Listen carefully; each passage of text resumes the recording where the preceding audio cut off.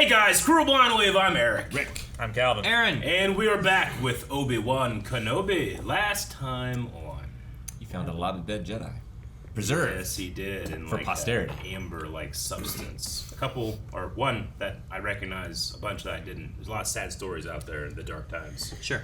I mean, there's gonna be. Because that's why they're the dark times. He's right, everybody. But light never shines brighter than in your darkest hour. The T-47s were pretty nice, I will say. I mean, we did lose Wade. That sucks too. Again, dark times, sad stories. Sure. Well, we escaped the fortress. Fortress Inquisitorious, So- yes. Leia's safe. For now. For I now. mean, they're tracking her with a robot. Yep, Lola. So that's not good. Yep, Vader was mad and then he was like, but he doesn't have a beard. Why was he doing this? I don't know. What else would he do? Phantom beard. Whenever he Probably do this. Whenever he does that, people try to read into it, and half the time they're wrong. So he's gotta watch out for that. Also, guys, tomorrow at twitch.tv/blindwave live, we are recording and having our second podcast, Badonkadonk, where we're gonna be talking about a bunch of Star Wars stuff, including Star Wars Brotherhood, a new book that just came out. Aaron and I have been absorbing it all in, and we're gonna be talking all about it with our trusty droid, the Badonkadonk. I finished it yesterday. Good job, buddy. All right, so make sure you're there. It's going to be a really fun time. You don't want to miss it. If you missed the last one, which again you don't want to miss, but if you did the last one, go watch it on the YouTube channel. Or listen. Where podcasts are available. Yeah. We had a poll too. Last time the poll was, what do you think will be the fate of Riva by the end of the season? We had a bunch of options. A bunch. At 1%, there are ties at 1%. She is killed by the fifth brother, 1%. Okay. She's killed by just someone else, 1%. The fifth brother tied with no one. That's crazy. No, with anyone. With anyone. With everyone. Trillions in this galaxy. At 4% was she's killed by Obi-Wan Kenobi. Obi-Wan's not killing her. Or 4% think he is. 10%. Just discounted those 4% votes. I did. I wouldn't bet on it. 10% says she lives. 20% she is killed by the Grand Inquisitor. That sounds ridiculous since he's dead. He's not. That'd be great. And what's the next one? There's no way. 61%, the clear winner. Killed by Vader. Darth Vader. I don't even remember what the other one was. Darth Vader kills him. Yeah. Yeah. It's clearly the most likely. Yeah, since the other guy's dead. Yeah. He's not. He's Obviously, got two stomachs. Obviously, he's dead. Michael Myers has been Like, shot, exploded. When this motherfucker shows True. back up, like, without any fanfare at all, I'm not even gonna gloat. I would just sit here and be like, this is how it was to expect any of it. It was ridiculous. It would be great if the other Inquisitors were sent to, like, a funeral, and he's like, they're up there paying their disrespects to the casket when and we stuff. find out, And the laser sword just goes through the side and kills her. when we find out that there's an army of Grand Inquisitor clones, I won't say anything. An Amber, okay, I'll stew. And we'll all take the high road. We had some comments. Brandon says, I don't know. What do I know? What I do know is that she'll be killed by Leia's sass. We didn't put that as an option. No. Unless It something is else. Do we have something else or someone else? Someone. I guess that counts as Leia. Leia, I guess so. her sass is her weapon. John M says, I think it depends if they extend the series into a second season. If they do, I could see her living until then, but inevitably dying by Vader's hands. We should extend it a third season too, while we're at it. I like Obi-Wan. Because of Obi-Wan. Yes, Master. Hey, yours sounded like the Clone Wars 2003 version. Maybe Master. season 2 is the adventures of young Luke and Leia. Just not together. Yeah, not together. Like Obi-Wan's there. It's split screen, Could you, right? could you imagine the adventures of Luke and Leia, and it's like, all right, I'm gonna go over here all alone. So you have like overlapping dialogue because it's happening at the same time. Rick loves watching two movies at the same time. Yeah. Like, if you just were that age and hang out with someone, and then you met them years and years later, you might not recognize them. Sure. If they don't meet each other, I feel like it's very hard to connect those two into, like, why do their two stories connect? It's like, they don't. Jordan Rice says, I feel like if Vader finds out that she knows that he's Anakin, she'll be dead real quick. Matthew Cronin says, she will fail him for the last time. And then Joel, in Aaron's voice, says, death! So I think Joel was just bloodthirsty. Doesn't really care who, just as long as she dies. Yeah. Whoa. Holy shit balls. Was beginning to think you weren't coming. Are you ready? They're a spar. Dude, it looks so good! Does he have a glove in his right hand, or is this As far as placing, No. I don't see any gloves before episode 2. Man. You have done well. Kneel.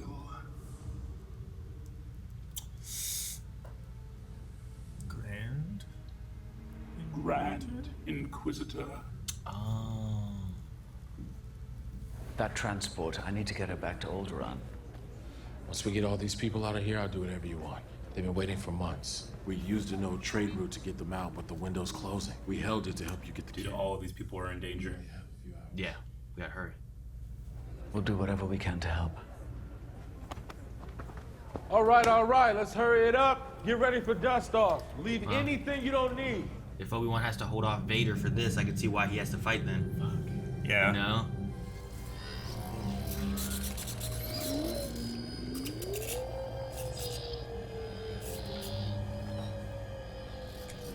Got his little Trojan horse. Dang, battery's not included. Can open the door. No! It's not Lolo's fault.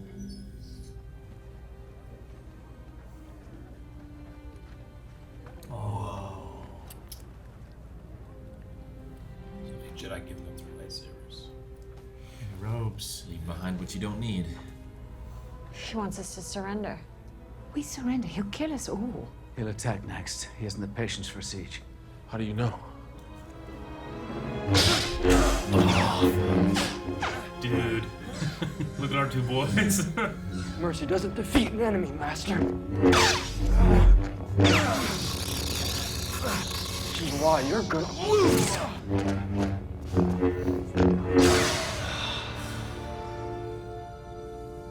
I'm happy that makes me. Like, it's amazing. I'm really worried for all the people on the way, but I was so excited to see that. I love that so much, I care less about their lives. I love really it bad. so much and I care less about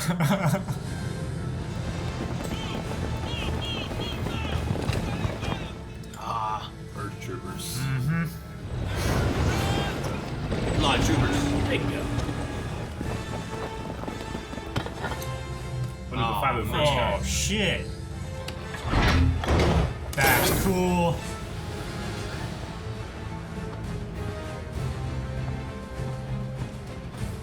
I like them stepping back in after she passes. I don't need your opinion. Did you try going in the vents to see what's going on? I'm a little too big to be crawling around in the vents. Would you like to try? I'm going to need a ladder. It's not playtime right now, Princess. Do as she asks. You trust me? I trust her. Get her the ladder. Dude, his cloak, his sleeveless cloak is so cool. I know. It's like your hoodie. That's Anakin's daughter. She can fix anything. Right? I know we said no communication, but your silence worries me. Good news, bad news. If he's found you, if he's learned of the children, if I don't hear from you soon, I'll head to Tatooine. Owen will need help with the boy. I didn't know who they were. I didn't know what the Inquisitors would do. 14 people died and 6 of them were children. And I couldn't do anything to help them. So now I do this. It's a lot like Finn. Yeah. One for everyone I get through.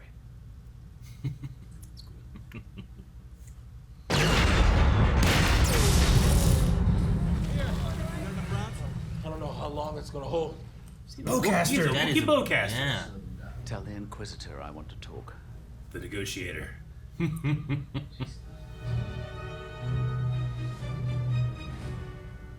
she feels like the last Inquisitor I want to negotiate with. Mm-hmm. So volatile. Mm-hmm. I imagine we don't open the doors, right? How else does he get out? Maybe they talk through the door? Yeah. Dude, I love that load droid. He's like this. You mean Anakin? You knew who Vader was. Back on Daiu, how did you know that?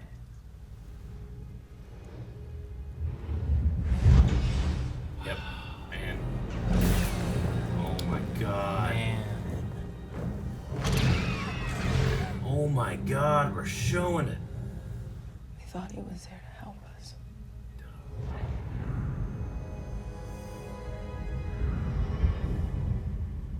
I tried to help them, but I couldn't.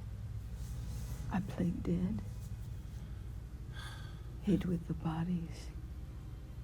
Felt them go cold. Where were you? While he was killing my friends. He was your Padawan. You have no idea what I've done alone. Fuck. Why did she do that from the start?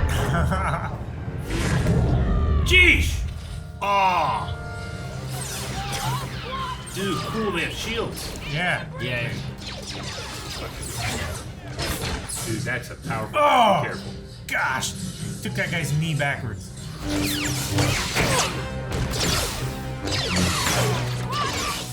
Protect that power loader. There's so many, though. I always love the way Ewan McGregor does, like, just blocking bolts and stuff.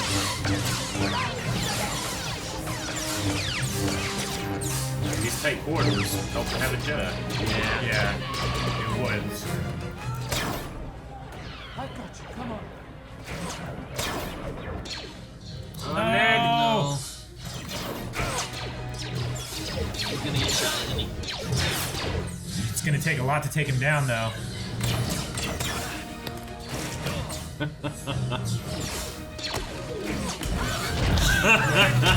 Oh gosh! That looks so good! Aw, damn. Man, this thing takes some hits. Damn. Listen not to his words, but his actions.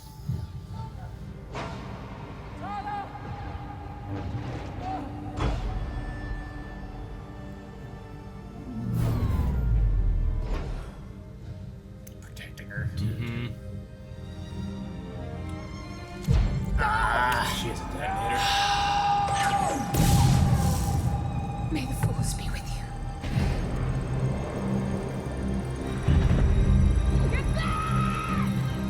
Throw it at him.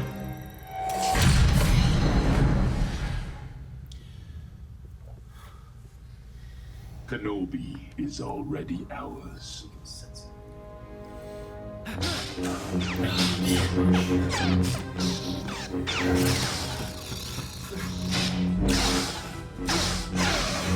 Ditch him so.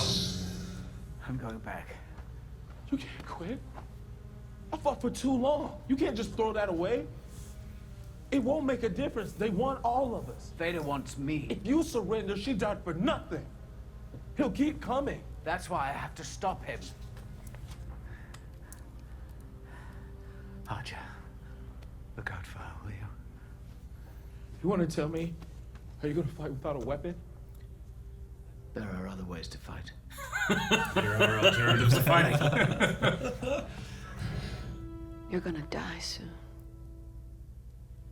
You're not bringing him to me. I'm bringing him to you. Oh my gosh. This is very Dune. Yeah, it is. What makes you think he won't see it coming? Because all he'll see is me. His rage. It's a blind spot he's got. It's true. I'm so happy we keep coming back to this. Can you get out of it, Obi-Wan?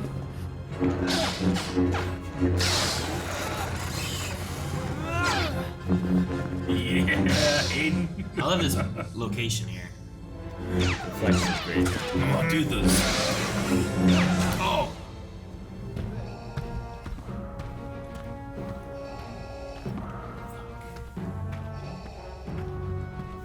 It's a swift walk. Get that cape billowing. Look how fast he moving. Exactly. Lola, what are you doing in here? Lola, stop! Stop! Punch it! Hold that. A little tiny restraining bolt. Yeah. Much better. Lola, fix this! Yeah. You broke it, you fix it. Well done. Where's Tala? Have who you can. Let's get to the transport, people. Move, let's go. No. Fuck. That was Bale's. That's his communicator. And if the message is still on there, talking about Luke.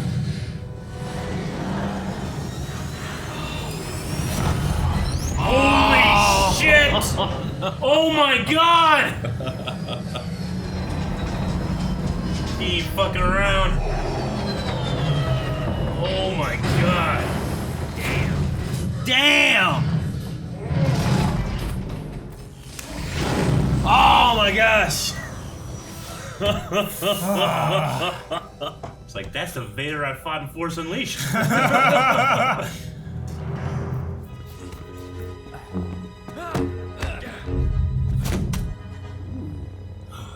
He doesn't have a lightsaber. Until you overcome it, a Padawan you will still be. The learner.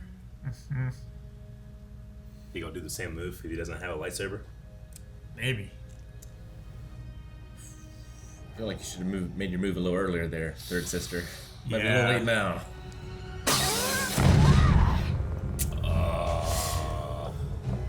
You're fucked, Riva. Don't even draw your blade. Yes! Oh, fuck. He's gonna use the same move against her. Oh, shit! Nothing. Oh! Yep, they do that. I like that. He's advancing. Unarmed! Ain't come apart. Feels the need to prove himself.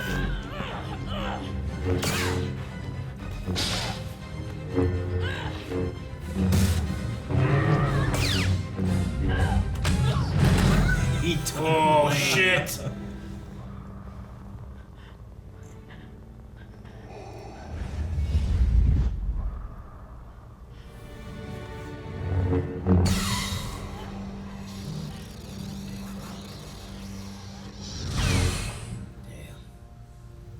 Did you really believe I did not see it, youngling? You are of no further use. There he is. Eric. He was wearing a vest. Revenge does wonders for the will to live, don't you think? Is she gonna find that hollow? Cauterize it. Is she gonna go back to Tatooine? Angry at, like, she lives, goes back for Obi-Wan because he left her here, used her. Fuck. Who's gonna know about Luke? He says Owen. She knows Owen. Yep. Yeah. She met him in like the first episode. Owen, help the boy. What is it?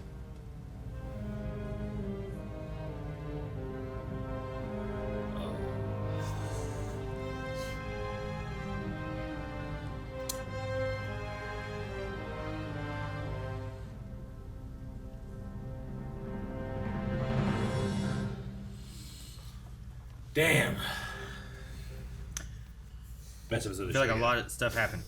There's a lot of stuff. It was my favorite episode of the show so far. Definitely. I absolutely loved it. Well, like all the characters that we've had too have like come together and You know what I mean? Like, yeah. I mean, come together and left us. Yeah. Permanently. Sure. In a few instances. Mm-hmm. I mean, I kind of felt that Tala, having not been like a rebel somewhere or anything, and like being an Imperial, like she's not gonna have an Imperial thing to go back to where it's like, well, she was still an Imperial working somewhere else doing this stuff. Yeah. Yeah, I would have figured that she would have made it into the rebellion, and having not known her, I figured she was gonna die at some point. I just wasn't sure how. Yeah, I said in the reaction that like, you know, her story, her feelings kind of remind me of Finn, but I mean, she outclasses Finn in that Finn realized what he was doing and then just run, and she realized what she was doing and helped others run. Yeah. I really like her holster having the notches like inside, like it's not to show off, it's for her. Kind of, yeah. Right? Yeah. Like, because usually, like, people aren't going to see that. And you put notches in your belt so that other people can see it, right? This is more of like a reminder of what she's fighting for. It's like, this is what it is for each of these people that I've saved, and it's more of a memory for her to hold on whenever she's sitting there working for the Empire, being a part of this terrible thing that she hates, she can look at that and remember. Yeah. Mm-hmm. So. And it's not like, you know, Captain Rex every time he kills a droid. Like, this is every time you save somebody. Yeah.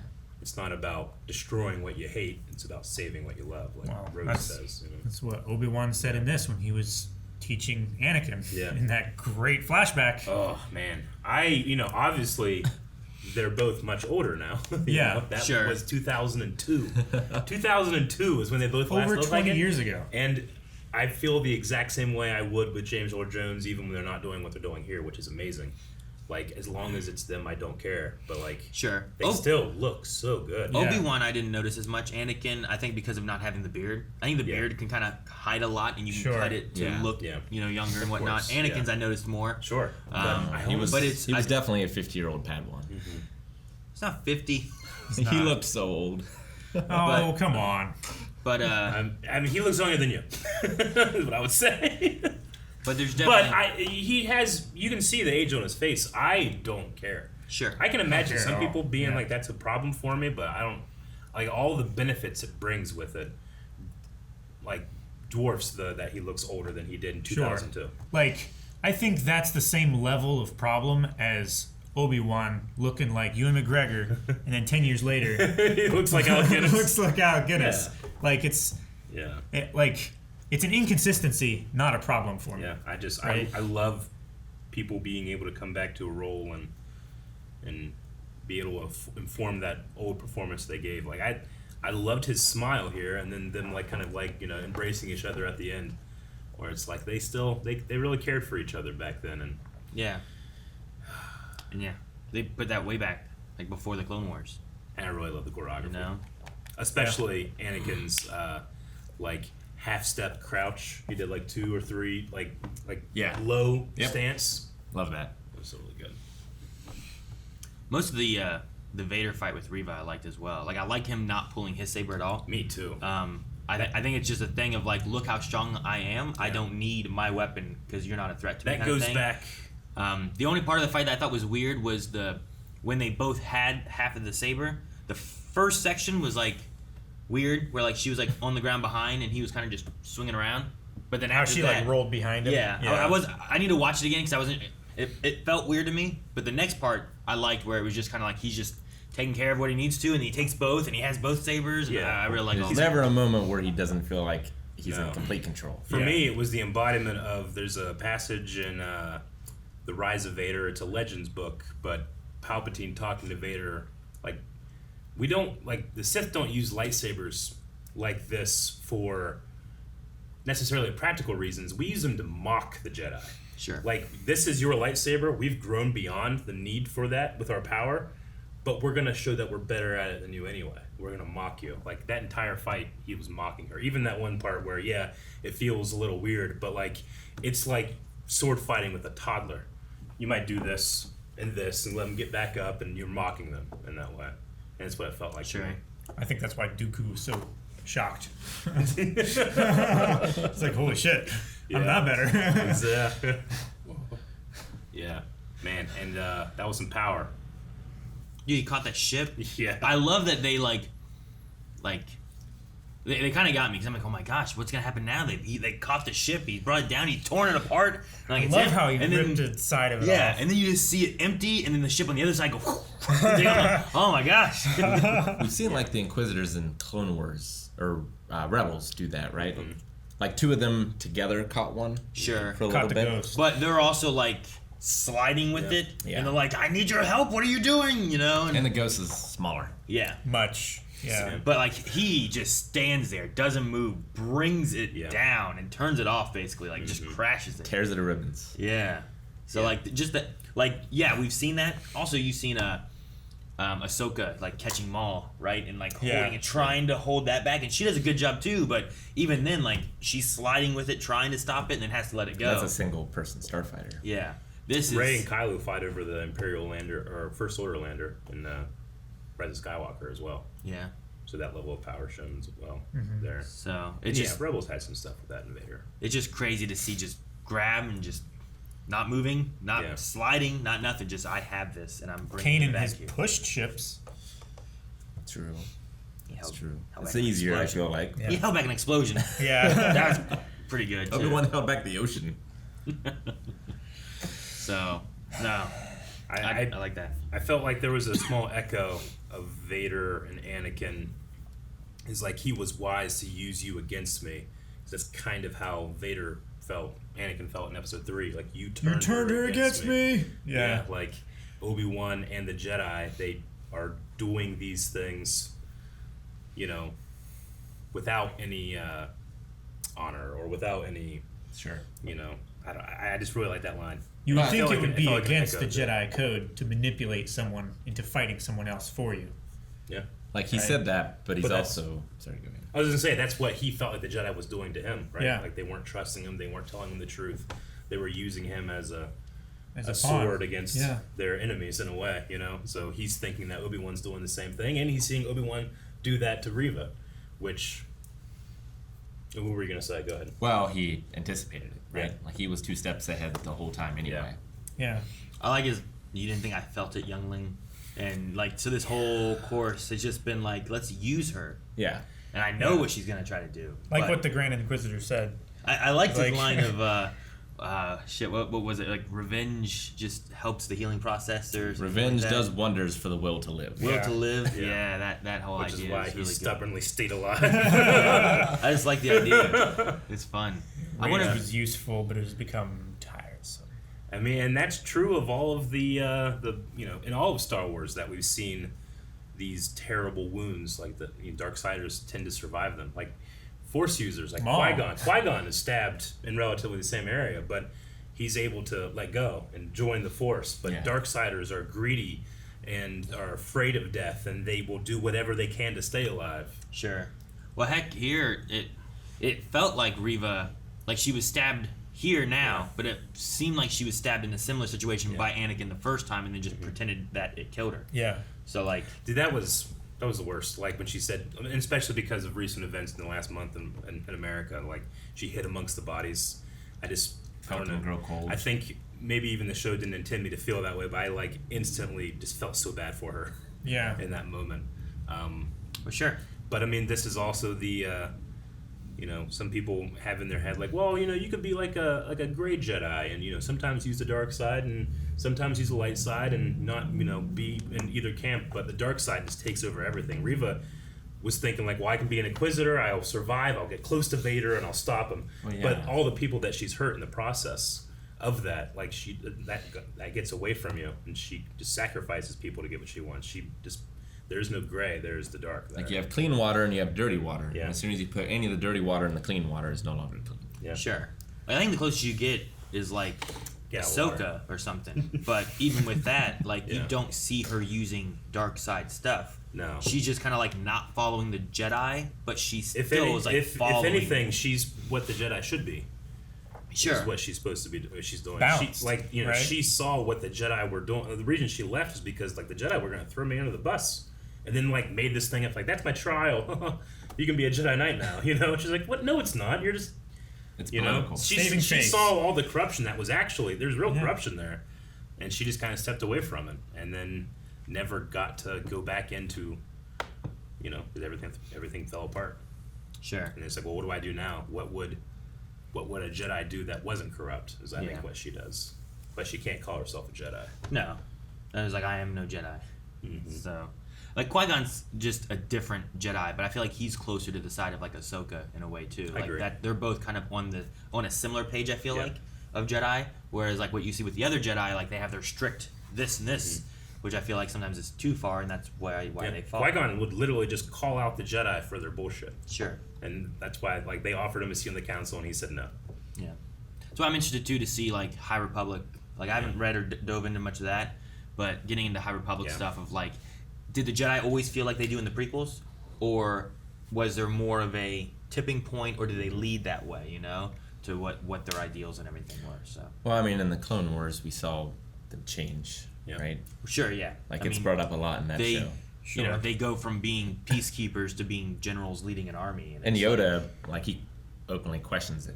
It's like, this is not how we've acted before, but the times call for it. It all falls with, you know, Palpatine slowly manipulating and twisting things to make it fall into like, well, now they're leading armies. Now they're doing things Jedis shouldn't be doing, and they keep getting pushed further and further away from their initial creed, you know? More of this type of talk about prequel Jedi and the do's and don'ts on Badonkagong tomorrow when we talk about Brotherhood. Yeah. Twitch.tv/blindwave. Man, Tala and the droid. Like there's an element there too where I think about like Lando a little bit, where it's like how close were these two? Or is this like her friend? Like she I don't know how many people she really knew and helped her and stuff, but this load lifting kind of droid is like, you know, he can't talk, but watch his actions. Yeah. How close were they as far as like friends? Is this like the only real friend she had since she's lying to all the Imperials she's around all the time? You know, and like he can't tell her. Yeah, exactly. So like, it was like his final dying moment was protecting her and stuff, and it was just there was like a sweetness to it, you know, that you don't always get with like droids and stuff. There's a bitter sweetness because it's like this. Like I felt really affected, and I thought it was. I love like his eyes shining a light on her face. But it's also like I did not get to spend enough time with them. Sure. You know, I thought it was a very great scene. I just wish I knew more about them. They're just really cool characters. We need 10 episodes. The same with like Haja. Like Haja, I feel like we only spent that one episode, I feel like, and then a little bit here. Yeah. And like I feel like I wanted a little bit more from him, you know, but I mean, for me it's less so than the other two, but I agree. I mean, I like this like scam artist with a heart of gold. Sure. I love in this episode that you just lay his parrot. Yeah. Right? Yeah. It's like, you better tell me we're almost done, right? It's like, we're almost done in there? It's like, I'm trying. Yeah. She's still working on it. Yeah. Like, just think, like, at one point, for this small amount of time, Haja was the protector of one of the most important people in the history of the galaxy. Mm-hmm. Well, two of them kind of, but then he dropped the daughter of Skywalker. He really fucked up. Maybe. I mean, you can't have fucked up too bad, because nothing happens to Luke. Yeah. Or Owen. Sure. Well, it's like part of me was like, man, if Riva could kill Vader right here, but then I'm like, but she can't, you know? Yeah, she can't do true. that. And I mean, that's been true since we started the prequels, right? Like, well, we know Anakin falls. We know he gets burnt. We know all that stuff happens. And there was a lot of criticism of that, of being like, well, there's no stakes at the time, or at least. But I think, like, when you watch it now, and when I watch these now, it's about what the characters are going through, not like what is happening necessarily. I mean, Godfather 2 works. Yeah. Prequels can work.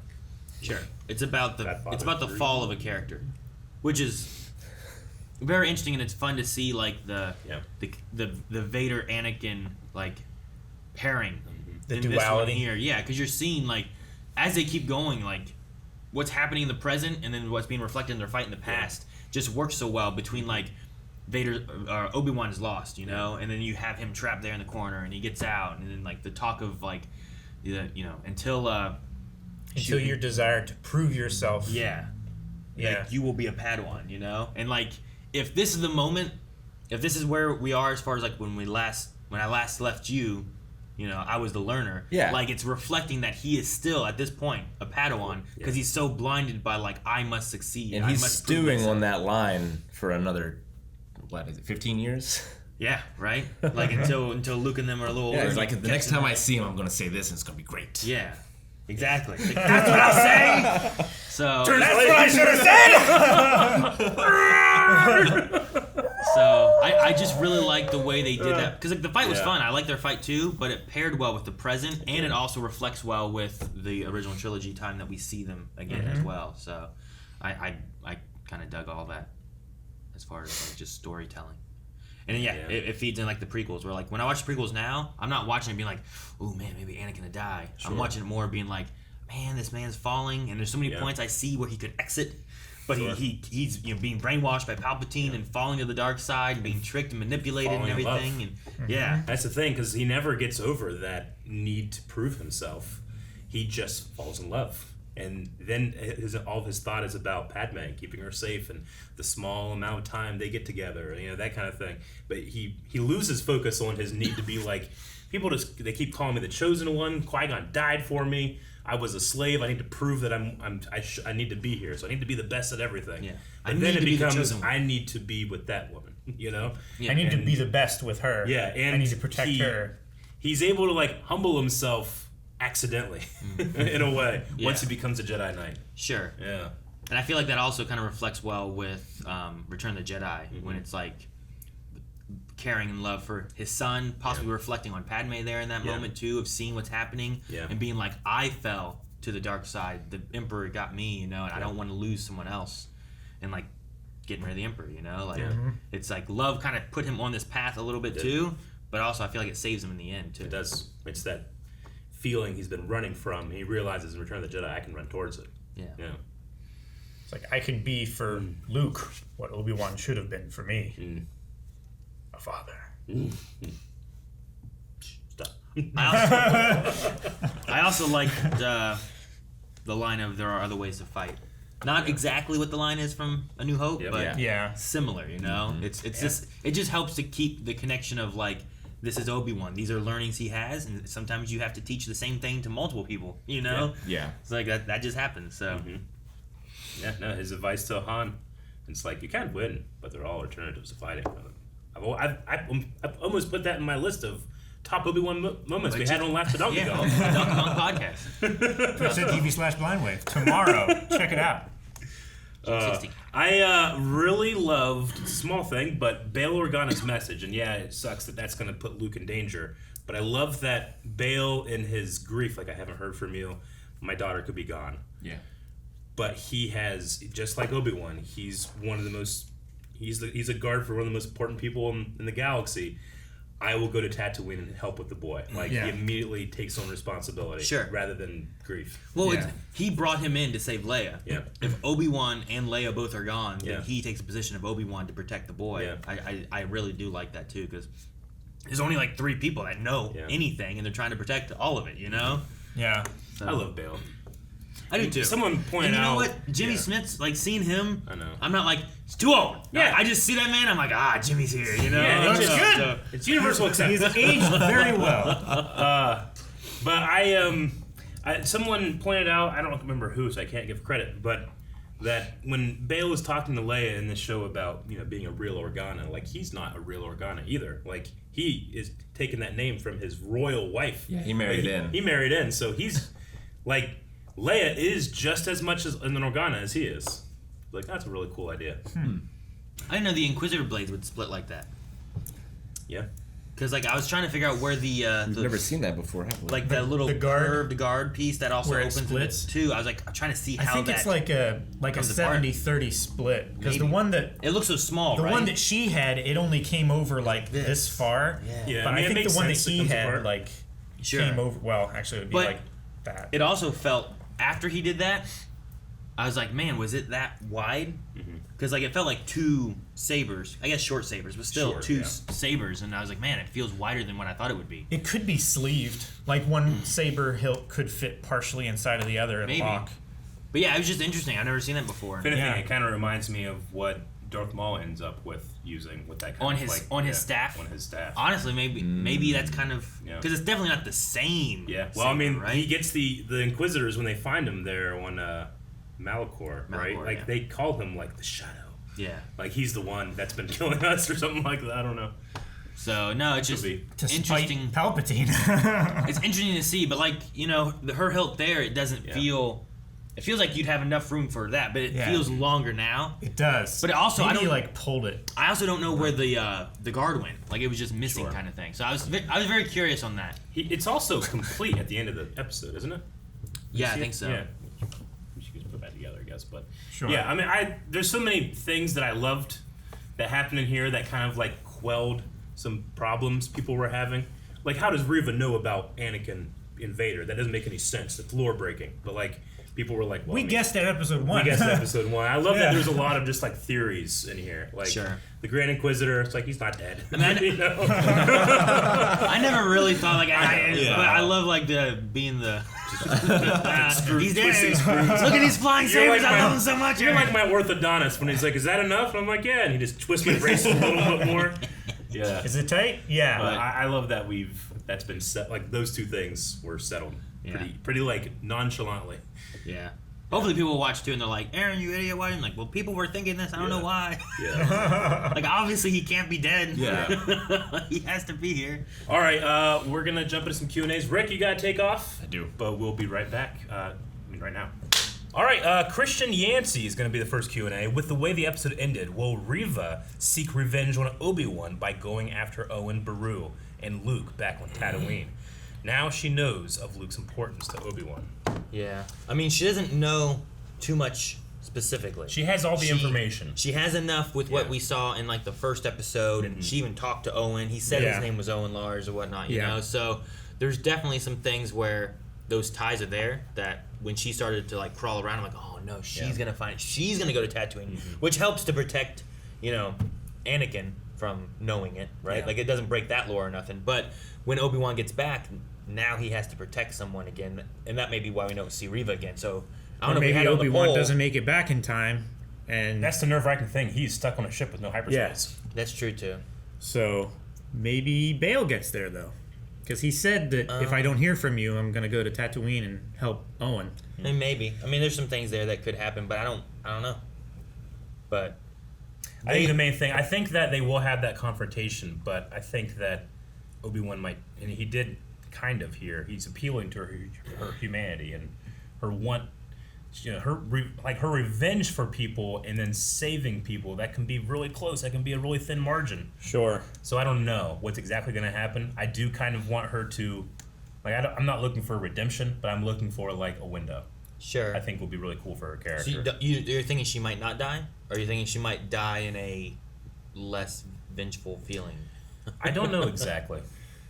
I mean, I think that what they did here for the character opens up a lot more. Sure. I like the idea that, like, what she saw as a youngling, and then her, like, thirst for vengeance against Anakin after watching, like, basically her family be killed by him. Yeah. Like, she's familiar with the Force. She was learning Jedi teachings, but how many Padawans have we learned of that, like, fall to the dark side? And it's not that she's, like, she's really in the middle. Like, it's taking over her. It's like how far is she willing to go for this vengeance? Yeah. Even though, like, she has a good thing she wants to do, which is take out the guy who was killing everybody and is killing everyone, but she will do whatever in the way, so she's becoming what she hates. Yeah. So, Once you start down the dark path, forever will it dominate your destiny. So I wonder, like, if you have a arc where she's gonna be a little bit more, like, turned around, would she threaten and find Luke Skywalker? And if so, like, is there that line of, like, look at what you're doing, you're becoming the exact thing you hate, you know? Like, yeah, you're hunting kids. You're hunting down this child. That's what you've been doing. That's what he did. You are him. How are you any different? So there's definitely some interesting story stuff that you could do with that. I am what you made me. Casey Markovic says, I think that this was the best episode so far, and it should silence the people who thought it break canon. Yes, it should. As cool as the practical sabers are, I feel like they're missing sparks or something whenever they lock together. Question, what is your favorite rendition of the lightsaber ever? Interesting. I mean, obviously, especially for the fight scene they have here, the flashback, it's daytime, so those sabers that they use on set are still getting the lightsaber effect on them. They're not. Yeah. You know, there's only a couple shots in this, and then even in Mandalorian, the finale Mandalorian, where I'm like, okay, that one didn't have it. But most of the shots, I would say 99% of the shots here, have the real effect on them. And then when it comes to them actually crossing, that's all sound effects. Like, there's almost never, it's usually you don't want like just super bright flashes when you're looking at a character's eyes as they're crossing. Sure. I mean, it happens sometimes. It happens Rey and Kylo Ren. That happens a little bit, but the prequel visual language of lightsabers I felt like was pretty nailed here in that sequence. Sure. Do you guys have like a favorite lightsaber look or point or style? Sometimes they're rounded, sometimes they're a triangle. Yeah, sometimes they're a point and stuff. I think I like the rounded look better than the point. Yeah. Trying to think of which ones I like the look of better. Which I don't necessarily have a specific one except for the shape, I suppose. Usually I just... Unless... I feel like through most of the series and stuff, I don't notice them being, like, inconsistent as much. Yeah. I notice the points and the curves of them, and then after that, I'm like, it's a lightsaber. Yeah, And, like, I look more at the choreography than, like, the blade itself a lot of times, so... In terms of shape, Empire Strikes Back is my favorite. Just like it's not an exact point, but it's kind of this like energy, I don't know, sword tip. It's like a rounded sword tip. Yeah. Right? So I think that in terms of the actual glows and stuff like that, I mean, I don't think you can beat the sequel trilogy when it comes to the way it actually looks. And yeah, we are getting contact sparks and stuff like that. I mean, Kylo Ren's saber is very different because it's that cracked kyber crystal, but it's really cool. That one sparks a lot, but the first part, what was I say? Oh yeah, as far as this goes though, I think a lot of the issues that people were talking about or that I saw people talk about of canon and things not matching up and it doesn't work is one of the reasons why I'm like, you gotta wait and see how things play out. Yep. And then after the show's done, okay, I feel like these are loopholes or plot holes or whatever that didn't get covered. Because this episode just covers a lot of those things, and we still have one more episode rather than like the first two episodes being like, this doesn't make sense. Like, well, wait a second. There's a certain group of the fandom that I feel like they're looking for mistakes so they can mock versus just, because it's hard to challenge someone's subjective opinion on a story detail, but you can, well, this is breaking canon, like it must be doing that. And yeah, you're right. I mean, just like the prequel era or any Star Wars that have happened in the last 20 years, wait and see. I mean, there are still glaring things from the prequels where I'm like it doesn't make sense that Luke is named Skywalker. It just doesn't. Like, you shouldn't change it. We all have, like, headcanon why, well, I mean, Vader would never go to Tatooine and all that stuff, or, like, Skywalker's a very common name. But we all know those are kind of bullshit reasons. It's just because that's just how it is between this trilogy and this trilogy, and we accept it. But there's a certain group of fans that, even though they accept stuff like that, and stuff like Leia and her mother, and inconsistencies there, they don't like look at those things. But anything new that doesn't even come close to that level, they'll be like, it's breaking canon. Disney's fucking up, and I just roll my eyes. I can't stand it. I have to disengage from fandom sometimes. I feel like every time there's like new Star Wars, whatever it is usually looked at that way. Yeah. With all the very, I don't know what the word is I'm looking for, like the nitpicky kind of glasses of like extremely scrutinized. Yeah, scrutinized. That's a good word. And then like eventually as it falls on later on, especially the new people that come to watch it, they're just kind of like, this is what Star Wars is. Let me watch this, and then they just accept it. So it just, I think after time, all of it will just kind of fall like the prequels did. People hated the prequels. Now I don't hear about that as much. People hate the original or the sequel trilogy. Yep. Sure. And then here in another 10 years, people aren't going to hate the sequel trilogy, and they're going to hate whatever this new too thing is, will pass. Sure. What you color? A saber point. My favorite saber point. I thought it was the Jedi Temple on Lothal. This is a pretty cool one here. Caleb Diaz says, "Hey guys, I didn't write this in the past Q&As because I wasn't sure if you wanted to know, but at Star Wars Celebration, I got to have a 4 or 5 minute conversation with Rupert Friend, and he revealed to me that this was the same Grand Inquisitor that's in Rebels. He was really cool, but yeah, like." He's like, yeah, it's the same guy. So everybody that's thinking, like, well, maybe it's not, maybe it's this. Like, this guy's like, no, Rupert told me. So I appreciate, I love that you had that conversation, and I greatly appreciate that you considered others' spoiler levels very much. Thank you so much. Very much. Thank you. It's really my favorite thing about our audience is most people do that. And it's my least favorite thing about our audience. Some people don't. Grant Smith says, best episode by far. Flashbacks were so good. Do you think this is the only episode we get them? I'm fine if so, but I hope we get to see more for the finale. I mean, I'm greedy. I want to see more. Like, I don't think we do. I don't think. I like that it was 5 scenes for this episode, and Obi-Wan is kind of like remembering them in stages. Yeah, and I think that I personally think because we're gonna watch next episode, we're gonna go back and see those, and they're gonna be kind of slightly retextualized. We're gonna be realizing what Obi-Wan's doing, or what Anakin's not doing. Yeah, I was surprised with those too because when it first opened, I was like I saw like the white buildings and stuff. I'm like, Alderaan? This is weird. Yeah, of course, and then as it backed up more, I'm like, saw the Skylanes. Well, yeah, I was like, I wasn't sure why we'd be on Coruscant. And then when I first saw it, I was like, well, maybe we're going to see Bail. What's Bail doing or something, or something related to Leia. And then we cut back to that, and I'm like, I saw the braid, and I'm like, oh my gosh. And really smart way to reuse that same set they had for the younglings, the first scene in the show, right? And, I mean, you could say, like, well, yeah, you save money if you reuse the set, but also, Anakin is a Padawan fighting there, and before we saw Padawans fleeing there from him, Sure. Yeah. So it kind of makes sense that we're using that same area as well. As far as next episode, I honestly wouldn't be surprised if we don't see Vader in the next episode. And like this is kind of like where like the next one is about Obi-Wan, Leia, Luke, Riva. Yeah. And like that's what it is. Like this is where like he lost the Grand Inquisitor. Like they all left. Obi-Wan escaped. They don't know how to track him or where he's going necessarily. Yeah. And what's the point of him? What do you do with him next? I'm open to that, but I greedily want to see more. Sure, I get you. I mean, I greedily just want. Why not just make it 50 episodes? Yeah, but we're not. Not just another fangirl says, do you think that we might see Luke and Leia meet next week? If Bail goes to Tatooine, Obi-Wan and Leia can meet him there. Then save Luke from Riva. The twins get to meet as kids. They wouldn't know each other, so it wouldn't change anything. I don't think that will happen. I think it would be very dangerous to have the two people that Vader cannot find in the same place. Like, that would be a jackpot. So you think you have Obi-Wan take Leia back first. Alderaan, and then he goes to Tatooine. Yeah. I'm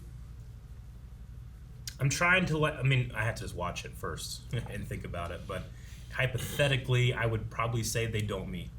Yeah. Sure. But if they did, I would have to just examine and pay attention to the story that is told and see if it works, I guess. I mean, the people that really care if it works, I know some people are going to be like, you're stupid, you Disney show. The people that really care that make sure it works are working on the show. They want to be able to add, not change to this living mythology. Yeah. I doubt that they're going to be like, you know what, let's just kill the Inquisitor. Yeah. It's like, now it broke the canon. It's like obviously that's not... I know that you guys were playing, but like there were people that really believe that. I don't know. I don't understand. I try to be open and honest and understand people's thinkings, but there's some of them I'm just like, I just don't get it. It'd be like if they were like, you know what? We're just going to kill Obi-Wan. It's like, what? It's like they're breaking the canon. Like, obviously they're not going to kill Obi-Wan. It's a secret what if. Tyler Packer says, incredible episode. It was pretty surreal seeing Obi-Wan and Anakin together again. I've got to ask, since they've set it up in 2 previous episodes, do you think Qui-Gon will reach out to Obi-Wan through the Force next week? Yes. We've still not had it. I don't know. Maybe. You have that nod in episode 3.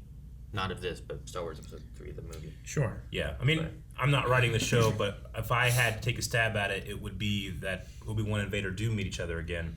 And that's the moment that Qui-Gon is able to actually connect. Push through. Which will then rhyme later. Because then he's going through like the will stuff and the, like that is reaching out to something more powerful than you could possibly imagine. And then the next time they meet, Ben completes that book that he opens in their next thing. Maybe. Sure. I don't know. I mean, you need to have... I don't feel like we've gotten Obi-Wan to where it's like, now you're balanced. Yeah.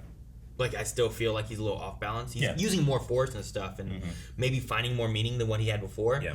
But I don't feel like we've quite hit that yet. And maybe that's what we're going to do with next episode and whatnot. So, it would be cool. I'm not against seeing Qui-Gon. I don't want to hold hopes for it and be upset that they didn't do it. Yeah. Yeah. Caleb Diaz says, oh my god, this episode was amazing. How do you think Obi-Wan will approach his final duel with Vader? I think they'll bring in the line Vader has with Luke when Luke asks, come with me, and he says, Obi-Wan once thought as you do. Yes, I do. Well, you see that hesitation with Obi-Wan talking to Riva. It's like, do you actually want Anakin to die? And he has that hesitation. No, he doesn't. He still wants to see the good in him. He still wants him to return to the light. I mean, if we don't have them confront again, they could be acknowledging Mustafar, where like he is Vader, you know? At that point, like that's his name then. So maybe it's kind of like that, where it's like, no, you're being a Sith, you shouldn't be like this. I don't know. I'll hold out the possibility that it doesn't happen, but I'm like super sure that they're gonna meet one more time. I mean, that sounds fine too. I'm not against that. It sounds like you're no. I'm not like I hope I never see Vader again. Yeah. But more so like if I don't see him again, and this is like where like in Rebels sometimes like Vader would be there and there'd be something happen and he got away and then Vader would leave and then we'd be dealing with like the Grand Inquisitor or one of the other Inquisitors or whatever the case, Governor Price or whoever, and just having that, I don't want to be like, oh well, obviously Kanan and Vader will see each other again, or they're gonna fight or something. So if we don't see him again, I could see him moving on to have to do something else because he's lost Obi-Wan, doesn't know where to look. Yep. All right, Logan Britton says that Vader versus Riva fight is probably my favorite Darth Vader action scene ever so far. I've never seen Vader kick something before. What is your favorite Vader action scene? I'm not counting Revenge of the Sith stuff. Dude, he looked so I've much seen him more. foot tap something. He looks so much more like the robes. Yeah. He seems so much faster and more agile here. Yeah. Like not quite as slow, but also in Rogue One he doesn't seem very slow there either. You know. Yeah. So, no, I liked a lot of it. Like, there's a few times where I'm like, is he moving fast enough to dodge these blades? But even if he's not, he can just push it with the Force a little bit. Sure. So he's like moving while using the Force. So either way, you can be like, yeah, he's just toying with her a little bit and doesn't care. Like it might feel like it's very low energy, very slothful fight, but I think that's just because he's keeping his elbows down.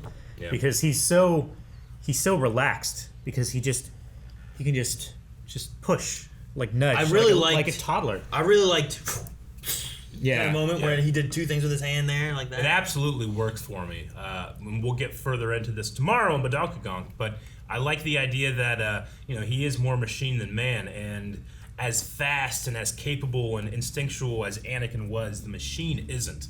So even though he has those instincts and he can move that fast and he can mock you by literally just going around every move you have, he's slightly slower because he's a machine and they don't have the quickest as reflexes as he did, a natural one. So sure. I feel like it kind of tells that story in its movement. Look at the droid that died, right? Like he didn't move fast, no, but he was strong and menacing, So that's why I'm like thinking like he's not moving that fast, and I'm like, well, can he dodge her attacking as quickly as she can? But then, like as I said, like if I just put in my mind like he is using the Force and pushing away all of her attacks, like he did. I love when she goes to swing and you don't see any movement at all, and it just stops here, and she's like trying to push it and just can't, Yeah. So if he just goes like this, if the Force just pushes it a little bit, he's fine. So no, I really like this one a lot. Favorite Vader fight though? Action sequence. I don't know. I really like Rogue One's a lot. Rogue One's hard to beat. Yeah. It's not canon anymore, but I love the first level of the Force Unleashed. When you're just Vader cutting down Wookiees, but the game makes it so that you can't run. Yeah. You just walk everywhere and blow shit up. That's my favorite. I know it's a cheat, but that's mine. It is really good. Mine is probably just still the fight between him and Luke on the walkway thing. Bespin? Yeah. Yeah, that's a good one. I did like Bob Anderson, baby. It felt like some mirroring there too with Return of the Jedi and the fight here with Obi-Wan. Like Anakin's like coming down on Obi-Wan like this. Yeah. Felt like Luke Skywalker taking down Vader, and he's doing the same thing. He just didn't take off his hand. Ray says, why are droids just the best? Rip Ned B. My favorite shot is him a little out of frame with the blaster stapled on his shoulders when the Empire attacks. Okay, so there's a blaster on his shoulder. That's cool. Oh, did someone else have one? I guess. I saw him like this, ready to shoot, and I was like, oh, that's cool. I like that. Man, I love when he picked up that guy, threw him into the ceiling, and shoved that other guy. I would love a source on this, Ray, but Ray also says, to vindicate Eric, the Inquisitor, who was played by Raya Keelisted. Man, that's a name. Look at that name. Kilstead? Kilstead. Kilstead. Yeah. Raya Kilstead is indeed titled Fourth Sister. So cool. I want a source on that, but that's what I was trying to guess. Like, which one is she? Yeah. And will it say it on the action figure? Aaron's Bald Spot says, do you think that Riva will try to kill Luke or bring him to Vader? I think that it needs to be, by definition, different than what happened with Maul and Rebels. Like, once Maul threatens Luke at all, Obi-Wan turns it on. Yeah. That's why... And kills him. Then he feels mercy for him. But it needs to be different, I feel like. Than that. That's why I think Obi-Wan would kill her, because I imagine she finds Owen, finds Luke, and is using them for vengeance against Obi-Wan, because now she feels slighted by him. Yeah. Because even what Vader said, like, it was wise of him to use you against me, you know? Like it was a trick so that they could escape. Which, I don't know, that might have been what he was doing. Maybe. You know? Just like Maul is this constant shadow that's always tried to hurt him, whereas Riva, he can feel some responsibility for, you know? Maybe I can see that. Maybe, you know?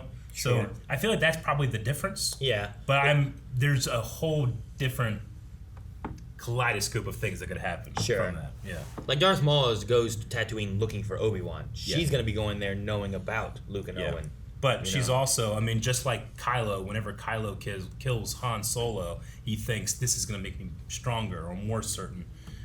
These things that are happening to her that she thought was going to make her, you know, the revenge, and that it's just making her weaker. Sure. Sure. We'll see. I mean, speaking of weakness, she has just been stabbed through the gut with a lightsaber. She does not have two stomachs. No. So, I mean, maybe she's not in any condition to fight. Maybe Owen takes her out. Yeah. Like, he protects Luke as his son, you know? It was interesting to see little Luke. Like, we got a little Luke, like, doing this, but he had goggles on and stuff. You couldn't see him. This one, they were profile of his face. No, I got the same feeling. Maybe a little tiny bit less so, but the first time we saw him in Twin Sons and Rebels when he's just running across. But that's also the music. And I know a lot of people are upset that they're not leaning heavy on John Williams themes for this.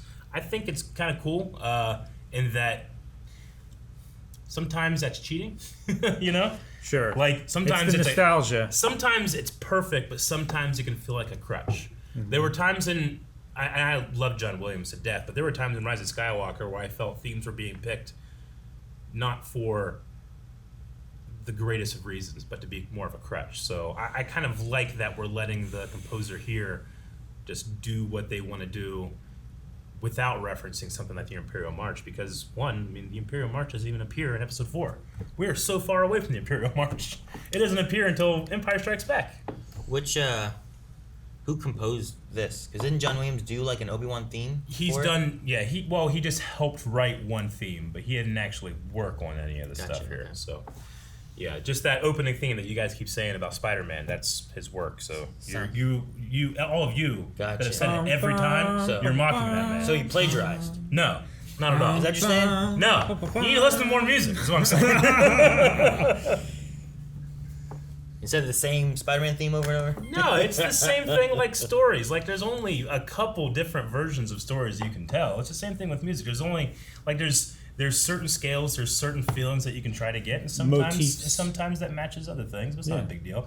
And if you really want to look into it, as like David Collins has, you can find Star Wars music that you thought was original, and it's not. That John Williams borrowed from people back in the day. I mean, Phil Collins just sounds like every Phil Collins song. Yeah. They sound different. No, they do, but it's recognizable. Sean Morton says, with those piles of lightsabers lying there, I was curious. If you could have any Star Wars character's saber, who would it be? Or a particular color crystal? Do you guys have a favorite hilt? On a green. Cool. His hilt or his color? Both. Yeah, right. His hilt because his color because of his hilt. Yeah. I just take a green one, and then I don't know if I have a favorite hilt necessarily. Yeah. Also, I feel like I'd want one that's like, this is my hilt, rather than. I do like the small emitter of Obi-Wan's, but yeah, Purple Blade is just so cool. Like even playing Fallen Order, I didn't use like what was like Cal and his Master Saber. I tried to make my own, you know. Oh no, yeah, I was like, no, this is canon. I had to use it. No, what am I own? I denied it myself. in terms of form and feel, I actually like Palpatine's the best. I just would want it to be much longer. And I'm open to any color. Yeah, but it's a hideout piece. No, I get you. But I just meant in terms of like its actual aesthetic. Yeah. I really like the aesthetic, and I think of all of the hilts, official hilts, I should say, that I've actually held. His is the most comfortable. You don't care about the color?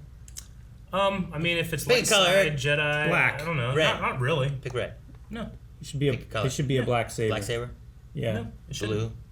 Yeah. You Yellow. said you didn't care which color. I'm picking Green? dark. You guys just no. Yeah.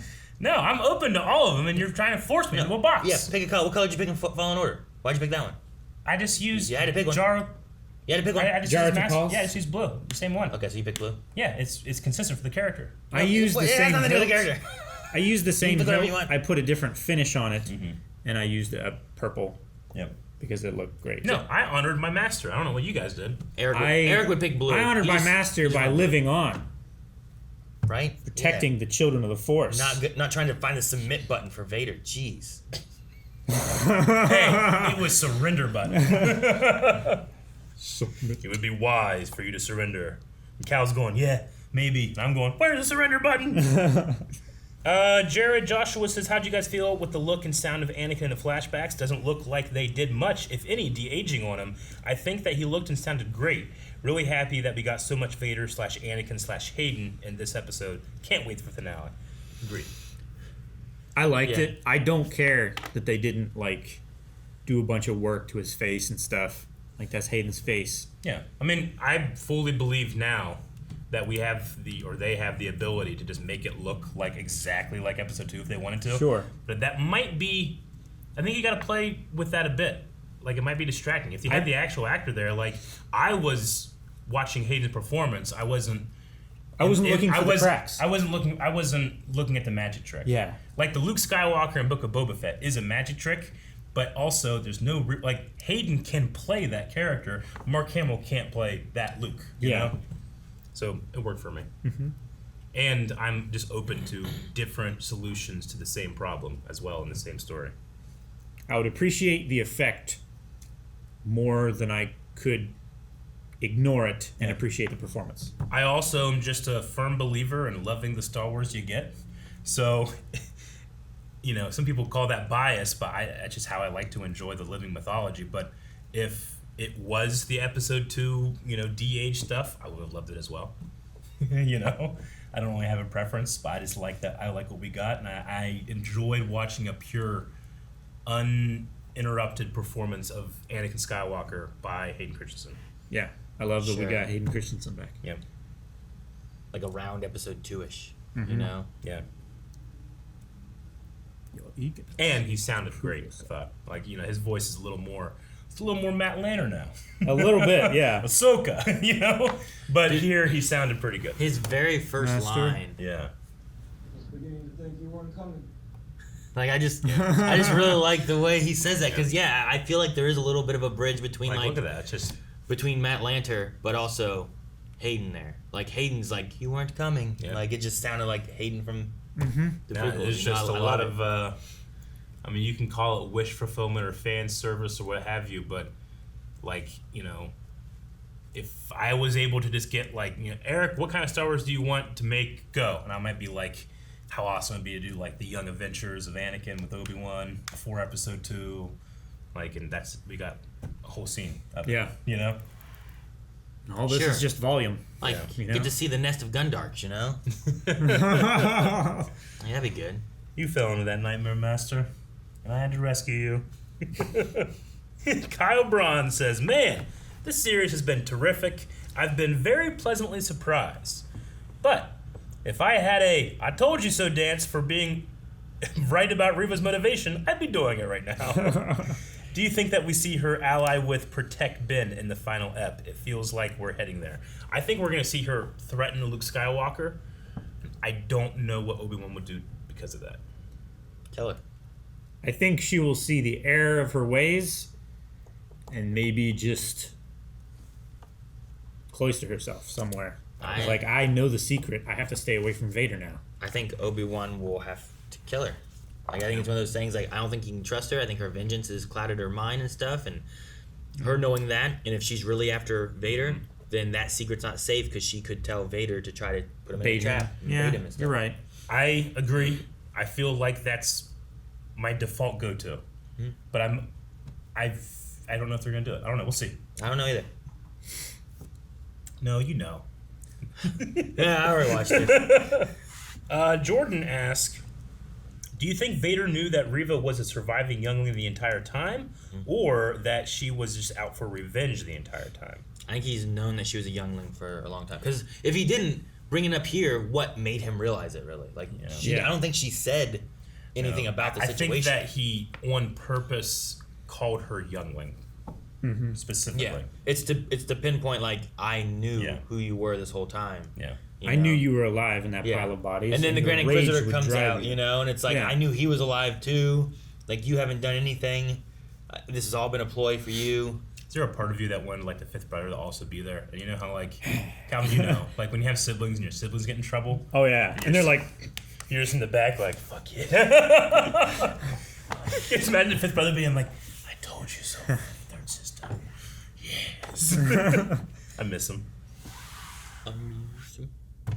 Americo Savidra says, did you guys recognize any lightsabers from the ones Obi-Wan found? I did not. Do you want to try to find it? I have a lightsaber book in the back, but I think I can recognize most of the main Jedi designs. They didn't jump out at me as being anything that I'd seen before. And to be fair, a lot of the prequel Jedi, like in the background, kind of have just like pretty basic lightsabers too. You started so far away. I didn't want to go past it. Yeah, you got it. No. I don't recognize any of them, personally. I feel like this one looks most familiar. Like aspects of it. Not any established Jedi. I mean, and sometimes like, you know, Kaya-Mundi and Plo Koon, like their Kit Fisto, their lightsabers are just kind of like rejected versions of Qui-Gon and Obi-Wan and Darth Maul's even, you know? So, like whenever they brought the lightsaber case up to Ewan McGregor when they were filming the prequel, they're like, choose your lightsaber. They gave him like 6 or 8 choices. All of those are used. Yeah. Like, because he didn't pick this one went to Kit Fisto, you know? So, but none of those that we see on the screen at first glance resemble any of those. So I don't really see one I'd recognize. I mean, we wouldn't see any of those ones, you know? Yeah. So it's like really like who is left that we might see their saber of, you know? And I imagine a lot of them may be like Padawans that we wouldn't know and stuff. That Sure. are like they escaped and survived or something, and maybe a couple random Jedis like Quinlan or something like that, you know? But I mean, most people that we've mentioned all died in episode 3, so their sabers wouldn't be around here, you know? This saber's really cool. I like that. It too. Trent Deuster says, easily my favorite episode of the show, and it's not even close. The best Riva has ever been, by far. Focus on Obi-Wan and Vader, the great fight at the end, the ship scene, it reminded me of Ahsoka at the end of the Clone Wars with Maul. That's another one we didn't talk about. Or did we? I brought it up. Did you bring that one up? Yep. Okay, sorry. Yep. No, yeah, you did. Yep. My only con was the egregious shaky cam during the shootout scenes. 9.9 out of 10.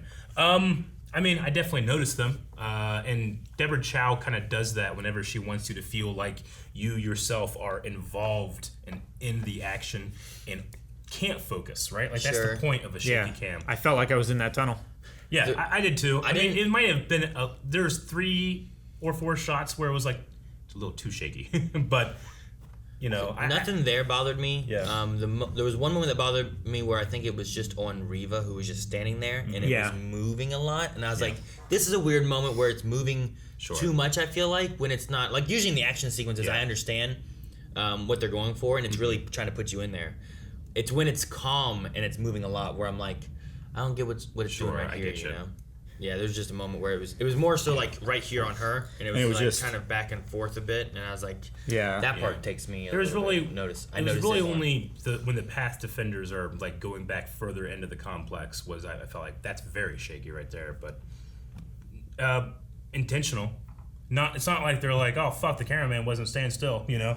Yeah, I fucking just use it. Like that's his job. No, I mean it's just another paintbrush in the visual language of of what Deborah Chow's doing, and Hell, I don't mind it at all. It could have also been that he was standing still and they added it in digitally, maybe, depending on what they wanted, you know? Maybe. I mean, that's the thing about new Star Wars and the living mythology is that, like, look, this is not George Lucas's style. Like, we haven't had a single wipe. A single wipe. Oh, yeah. You know? Where are the wipes? Who cares about the shaky cams? Where's the wipes? Ollie says, man, I love the Attack of the Clones era flashbacks, but seeing younglings cut down on screen was also a step up from the implication in The Revenge of the Sith. You're right. It had it's the one thing where I'm like, okay, we're gonna go to Order 66. What are we gonna show? Are we actually gonna show? We showing Anakin fight Sindralig, and it's gonna be a great lightsaber fight. It's like, no, he's cutting down children. Yeah. It had like a like at the edge of the screen type of thing, where it's like we're not gonna focus on it, but it's right there, you know. Like he swung past the camera, and then it cut to a shot of a youngling falling over. It's incredibly dark, and like I said earlier, like with the last month and years, and just the culture we have in America when it comes to children and gun violence in schools and stuff like that, it really, really, really messed with me. Yeah. More so than I ever did when I watched Episode 3. Yeah, like those moments there where it's like you're seeing everything that's happening, but it's not. It's just on the edge of the screen each time. Yeah. Like she's now a kid again, right? Yeah. In the scene, like she is a youngling. She's on her knees. She's at the same height, and she's seeing just the same man. Seeing him walk in. I really hope. I don't know if this is the right way to do it, but like Riva might understand what Luke is meant to do. Like your way, what you want to do, you can't do it, but this boy can. I don't know if there's a way of doing that, communicating that to her. That's what I'm hoping. Is that she sees. Yeah. Like. And do you trust her with a secret though? No. That's what I'm saying. I don't know if it works that way. I don't think she trusts herself with a secret. Yeah, I mean, I think there's a way of doing that, and it works. I just don't know what it is. Yeah. I need real storytellers to tell me. Versus my just half-baked, well, I could do this. And then thinking I'm better than the people that are doing it for their job. Sure. Mel the Dark Hero said, I thought that we saw every type of lightsaber fight, but a Force versus lightsaber fight is definitely a new one for the books. Yeah, I mean, it's you need to join the lightsaber choreography contest or SaberConf. They do stuff like that all the time. Yeah, I feel like I've seen it, but I might be not in the stuff official like that, stuff. you know. Knights of the Republic 2, Kreia fight at the end, kind of like that. Swator cinematics. Yeah. Like, there's catch like this that's done. Satele, I think, does that, right? Yeah, I think so. Satele Shan. Sage says, holy moly, my jaw dropped. Seeing my boy in action was amazing. See a pic below, and she has Obi-Wan's lightsaber. It's a really cool replica, and I'm very jealous because I've always liked that. Even the big red button. I like the big red button. Do you think Owen will find out about Anakin's true fate from Riva or Obi-Wan? That's really interesting. Owen, last time we saw him, says, like, you know, Anakin's dead. Get over it, you know? He thinks Anakin's dead. But in episode 4, he has that line where he's like, too much of his father in him. That's what I'm afraid of. So that implies he knows, in a way.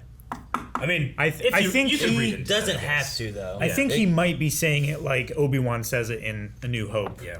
Like, the man that was your father was killed by Vader. Sure. Right? Well, too much of his father in him doesn't have to mean that he could be bad and turn into Vader, but just that he's seeking adventure, and that's what led him to, you know, his death. Yeah, I mean, Owen knows that I almost said Ewan, but Obi-Wan is keeping an eye on him for a reason. He's looking for Force talent for a reason. You know, I don't know if he has the particulars, but it wouldn't surprise me if Owen does learn extra information from it. It wouldn't break any canon. I mean, it also doesn't have to be that he's looking at him for Force talent for a reason necessarily. Like, I know he says, like, you know, he can be trained, but also, like, with the world or the galaxy being anyone Force sensitive is getting hunted down. Like, he's like, I made a promise to my best friend in, you know, Padme that I would watch over his son, kind of thing. Could be a point maybe as well. Maybe. It's never been defined, so I feel like I feel like for me, like I could see it being either way. Yeah. And I don't know until we kind of have that more fleshed out, I guess. Yeah. Tanner says, how are you guys feeling about the music so far? I really like the music for Loki, which the composer also did, but I haven't loved the work in this show. I have been disappointed by the lack of familiar themes to the point that it's distracting.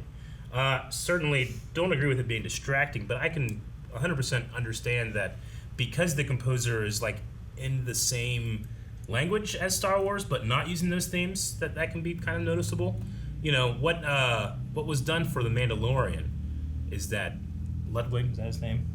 I can't remember the guy's name. I think so. Whatever his name is that did the composing for Mandalorian. He went so far the other way from Star Wars that it's now become an iconic sound for that, and this doesn't have that. The Obi-Wan theme that John Williams made, I really like it, but I honestly, I mean, it's not so bold as what John Williams has done in the past to do what Mandalorian did, which is like make its own thing. I don't know. Sure. And I feel like Leia feels like a young Leia without every time she shows up having to have like the Leia's theme. You know? Mm-hmm. Like that can definitely kind of trigger that feeling. Yeah. And that, you know, nostalgia and those memories. But I feel like the little girl just plays a really good young Leia to me, you know? The costume, I feel like the performance is enough. Yeah. The outfits are doing such a good job too. Like, Sure. Like they can just clearly look at every outfit and find a corresponding one that Carrie Fisher wore.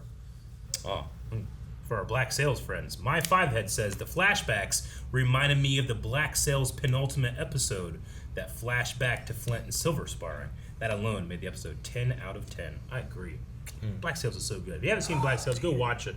But yeah, we kind of like got to see like the fight we didn't get to see in that, and that happened here too. Really cool pool. We're gonna end with Ryan Dickey, who has a really cool Q&A here. I love that the stab is deepened in Qui-Gon's death. Maul, the Grand Inquisitor, now Riva, were filled with rage and anger, and they died, but Qui-Gon was filled with peace, knowing that he fulfilled the will of the Force, and he found the Chosen One, and trained the man who would train him. Sure. Yeah, I kind of agree. Goes with what we talked about earlier, where it's like, you know, he died and became the Force and all that, whereas everyone else is fighting to not die. They fear it. The rage keeps them going. The revenge keeps them going. So they, you know, Darth Maul. They want to bend the Force to their will rather than serving the will of the Force. Darth Maul, who gets cut in half, survives somehow, but is so hell-bent on, like, I will get my revenge on Obi-Wan Kenobi, you know, like, just... It makes you think of that line that was just referenced in this, there are alternatives to fighting, can mean becoming one with the Force is an alternative to ending this lightsaber duel the other way, right? Sure, yeah. I mean, it's kind of like prevalent throughout all of Star Wars. I mean, even Luke does it. Like, he says, "See you around, kid," to Kylo, and then he dies. But, you know, it's that it's an alternative to that fight. Interesting. I like that one. Thank you very much. Yep. We need a poll for this episode. All right, guys, poll for this week. We're going to be talking about that amazing flashback sequence that we got to see a couple times, specifically Hayden Christensen and the way he looked. I think that we can all agree that we all loved seeing that scene. But the way that we saw Hayden, how do you feel? Did you wish that there was maybe some CG makeup or touch up to make him look even more like the 2002 Hayden Christensen Anakin that we know? Or were you like, no, it had to be this way. I'm glad that it was an uninterrupted Hayden performance. Which way did you fall? And while you might try to think it over and justify yourself, like what at the very least was like your first impression, your very first thing when you saw him, where you're like, he doesn't look the same, or that's Hayden. That's Hayden. I think it really helped that you saw him from the back with the braid first. Yeah. He's like, oh, that's one braid. Sure. That's the thing. Like in Mandalorian, when we got up to the point of, oh my God, that's Luke Skywalker. They had to do all that laying the track to get you to the point where like, motherfucker, it's Luke. And then we saw him, we're like, it doesn't look great, but it's Luke. Yeah, you know? that's for sure. It didn't matter how good he looked at that point. That was him. But you're right. It just like, back up. You guys ready? Bam, there he is. Yep. So I thought it was ballsy. I thought it was fantastic. I'm fully on the side of I'm so glad it was uninterrupted Hayden. I'm in the middle. I am curious to see what he would have looked like with the makeup. Yeah. But I very much enjoyed just plain, unadulterated. Oh, Calvin, how very Bendu of you. I'm in the middle. No, I liked it. I mean, I agree with Calvin. Like, I'm curious on what it would have looked like. Yeah. But that's more of just a curiosity thing. It's fun to see Hayden be Anakin Skywalker, especially after so many years. You know. Yeah. Like even since, like, Boba Fett and Mandalorian, that technology has gotten better. So I'm more just curious, like, what? Sure. Like, but if you pour all the money into it, what does it look like? I think I just like seeing Hayden be Anakin, especially after all the hate the prequels got and everything that like Hayden got, and even Jake, you know, for like people not liking Anakin Skywalker in the prequels and stuff. I love seeing him back. So I'm fine with this. This is good. I just have a curiosity of like what the other side look like. But it might not have been Hayden. It might not have been be able to get the full performance, you know. CG makeup may mess up some of the motions of the face that I might have lost otherwise, you know. I wonder what Rick would think. Calvin, can you do like a Rick impression and guess what he would say?